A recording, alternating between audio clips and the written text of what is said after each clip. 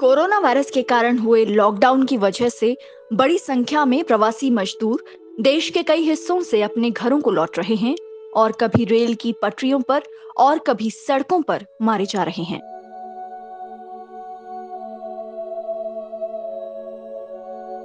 तकलीफ इस बात की है कि जो बसें, ट्रेनें और ट्रक उन्हें अपने गांव घर जाने को मुहैया नहीं हुए, नसीब नहीं हुए, उन्हीं के नीचे सड़कों पर अब वो कुचले जा रहे हैं। सरकारी ट्रेन और बसों का किराया चुकाने के लिए पैसे नहीं हैं उनके पास।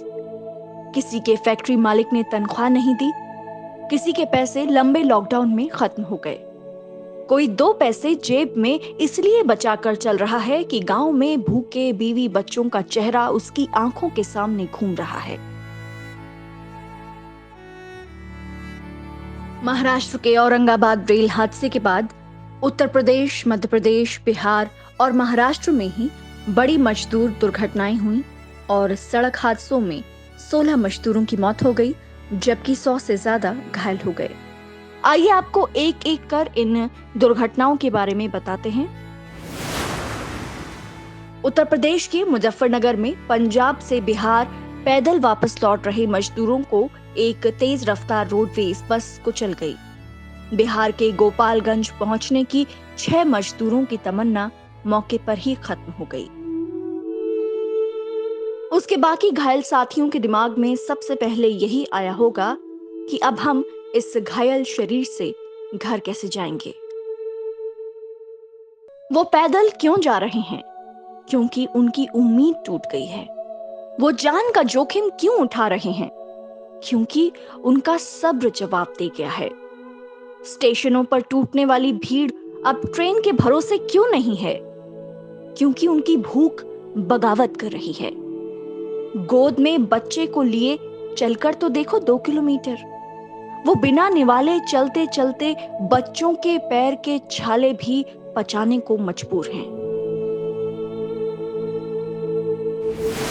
दूसरी घटना, महाराष्ट्र से उत्तर प्रदेश जाने के लिए एक कंटेनर में 65 मजदूर सफर कर रहे थे। मध्य प्रदेश के गुना में आकर उस कंटेनर की एक यात्री बस से भिड़ंत हो गई। 8 मजदूरों की मौके पर ही मौत हो गई, जबकि 50 से ज्यादा घायल हो गए। उत्तर प्रदेश सरकार ने मुजफ्फरनगर और गुना में मारे गए मजदूरों के परिवारों को 2-2 लाख रुपए की मदद का ऐलान किया और उनके शरीर के टुकड़ों को भी परिवार तक पहुंचाने के निर्देश दिए हैं।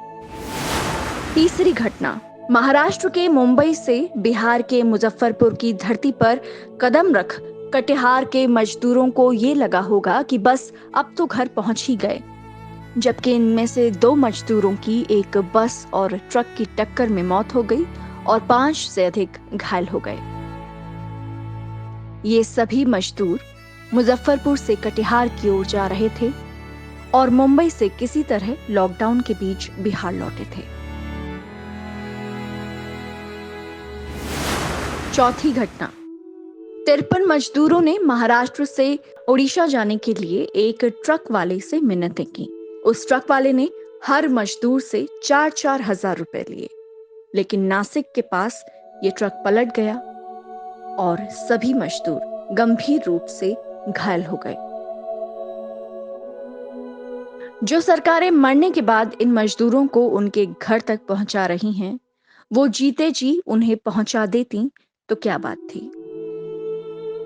मरने के बाद दी जाने वाली लाखों रुपए की मदद की आधी भी अगर उन्हें जीते जी दे दी जाती तो क्या बात होती। अगर सरकार की मौजूदा व्यवस्थाओं पर से इन प्रवासी मजदूरों का भरोसा उठ गया तो ये किसका कसूर है? जानकारी उन तक नहीं पहुंच पा रही तो ये किसकी जिम्मेदारी है?